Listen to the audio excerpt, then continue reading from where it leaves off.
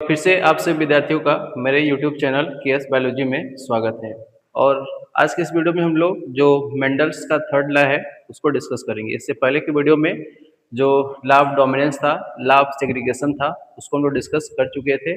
आज इस वीडियो में हम लोग जो ये लॉ ऑफ इंडिपेंडेंट असॉर्टमेंट है, जो मेंडल का थर्ड लॉ है, उसको डिस्कस करेंगे। तो आइए वीडियो को स्टार्ट करते हैं।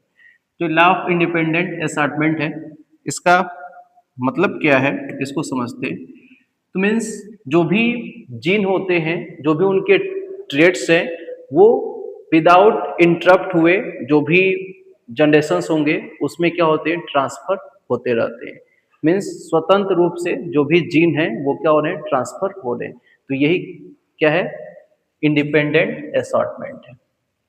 अब जो ये इंडिपेंडेंट असॉर्टमेंट है, इसमें अगर हम लोग बात करें तो जो ये लॉ ऑफ इंडिपेंडेंट असॉर्टमेंट है, ये डाई हाइब्रिड, ये डाई हाइब्रिड क्रॉस पे क्या होता है, डिपेंड होता है। मीन्स इसमें जैसा कि आप देख रहे हैं यहाँ पे ये राउंड येलो और इधर ये ब्रिंकल्ड ग्रीन, टू जो पेयर्स कंट्रास्टिंग कैरेक्टर्स है उसको ध्यान में रख के जो ये क्रॉसिंग क्रिया है वो मेंडल ने कराया था, जिसमें राउंड येलो और जो ये राउंड ब्रिंकलेट जो ग्रीन है उसको इन्होंने सेलेक्ट किया।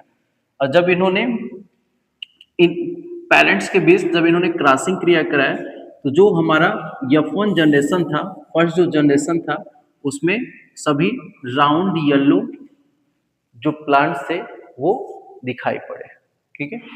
अब नेक्स्ट इसके बाद अगर हम लोग बात करें कि अब जो ये राउंड येलो थे प्लांट, ये क्या हुए, प्राप्त हुए। नेक्स्ट इसमें अब जो क्रॉसिंग क्रिया है इसको हम लोग देखते हैं कि अब कैसे नेक्स्ट जो F2 जनरेशन है वहाँ पे जो हमारा जनरेशन है, कैसे F2 में जो ट्रेड्स हैं वो प्राप्त होंगे। तो यहाँ पे जो ये F1 में प्राप्त जो ऑफ स्प्रिंग है, इनका हम लोग सेल्फिंग कराते हैं। ठीक है, इनका हम लोग क्या कराएंगे, सेल्फिंग कराएंगे। और जब सेल्फिंग कराते हैं, सेल्फिंग कराने के बाद हमको 4 टाइप्स के क्या होंगे, गैमेट्स प्राप्त होंगे। इसका रूल क्या है तो आप याद रखेंगे 13, इसमें आप याद रखेंगे 13, 23, 14, 24। मीन्स इस फार्मूले से आप याद रखेंगे कि कैसे क्रॉसिंग क्रिया कराना है। पहले का आप तीसरे से कराएंगे, मीन्स डोमिनेंट रिसेसिव ऐसे ही पेयर बनाना है। फिर तीसरे का किससे कराएंगे, दूसरे का तीसरे से कराएंगे। तो जो दूसरा है इसका तीसरे से, तो पहले का ये हो गया, फिर दूसरे का तीसरे से, तो दूसरे का तीसरे से मीन्स एक स्मॉल आर और एक कैपिटल वाई। फिर पहले का चौथे से, तो जो पहला है पहले का चौथे से, तो एक कैपिटल वाई और एक स्मॉल वाई हो जाएगा। फिर दूसरे का किससे कराएंगे, चौथे से, तो जो दूसरा है दूसरे का चौथे से। तो ये हमको 4 टाइप के गैमेट्स क्या होते हैं, प्राप्त होते हैं। अब सेल्फिंग कराने के लिए हम लोग स्क्वायर बनाते हैं। ठीक है, जो सेल्फिंग है, सेल्फिंग कराने के लिए हम लोग स्क्वायर बनाते हैं और स्क्वायर के थ्रू इसको हम लोग समझते हैं कि कैसे ये जो ये गैमेट्स हैं ये प्राप्त हो रहे हैं। तो इसको हम लोग एक स्क्वायर के द्वारा इसको समझते हैं कि कैसे जो ये गैमेट्स हैं ये ऑब्टेन हो रहे हैं। इधर देखिए, इसमें सबसे पहले हम लोग स्क्वायर बना लेते हैं।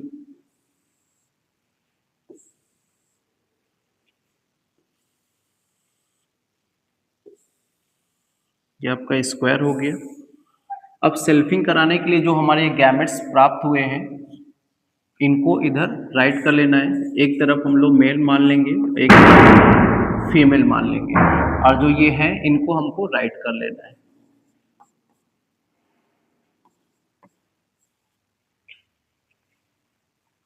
इनको राइट कर लेना है।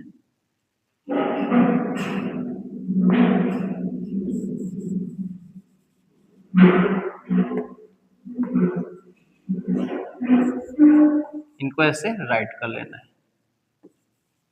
अब इनमें सेल्फिंग करा लेना। सेम वैसे इधर भी एक फीमेल्स का भी राइट कर लेना है।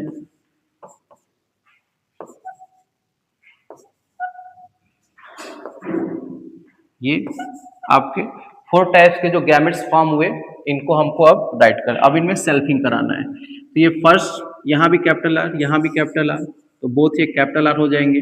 एंड वाई भी कैसे हो जाएंगे, दोनों कैपिटल वाई। फिर यहाँ भी कैपिटल, एक स्मॉल आर यहाँ, तो एक कैपिटल आर और एक स्मॉल आर, और दोनों वाई कैसे हो जाएंगे, कैपिटल हो जाएंगे। ठीक है, दोनों वाई कैसे हो जाएंगे, कैपिटल हो जाएंगे। नेक्स्ट यहाँ भी कैपिटल आर, यहाँ भी कैपिटल आर, तो दोनों क्या हो जाएंगे, कैपिटल आर, और एक वाई कैपिटल और एक स्मॉल। फिर इधर एक कैपिटल आर, दूसरा स्मॉल आर, और एक कैपिटल वाई हो जाएगा और एक स्मॉल वाई। ठीक है, नेक्स्ट फिर दूसरे में चलते हैं, एक कैपिटल आर और एक स्मॉल आर, दोनों कैपिटल वाई। ठीक है, फिर इधर दोनों स्मॉल आर और दोनों कैपिटल वाई। फिर इधर एक कैपिटल आर, एक स्मॉल आर, एक कैपिटल आर, एक स्मॉल आर, और एक कैपिटल वाई और एक स्मॉल वाई। चौथे वाले में चलते हैं, दोनों स्मॉल आर और एक कैपिटल वाई और एक स्मॉल वाई। तीसरे वाले में क्या होंगे, एक कैपिटल आर, दोनों क्या हो जाएंगे, कैपिटल आर, और एक कैपिटल वाई और एक स्मॉल वाई। फिर दूसरे वाले में क्या होगा, एक कैपिटल आर और एक स्मॉल आर, और एक कैपिटल वाई हो जाएगा और एक स्मॉल वाई। इसमें क्या होगा भाई, तो इसमें एक कैपिटल आर और इधर भी कैपिटल आर है, तो एक कैपिटल आर, वाई दोनों कैसे स्मॉल हैं, तो ये स्मॉल वाई हो गया। नेक्स्ट वाले में क्या होगा, तो यहाँ पे एक कैपिटल आर और इधर लास्ट में क्या है, स्मॉल आर, तो ये स्मॉल आर हो गया, और दोनों वाई कैसे हो जाएंगे, स्मॉल हो जाएंगे। नेक्स्ट आखिरी में इधर एक कैपिटल आर और एक स्मॉल आर, फिर इधर दोनों क्या हो जाएंगे, स्मॉल आर और एक कैपिटल वाई और एक स्मॉल वाई।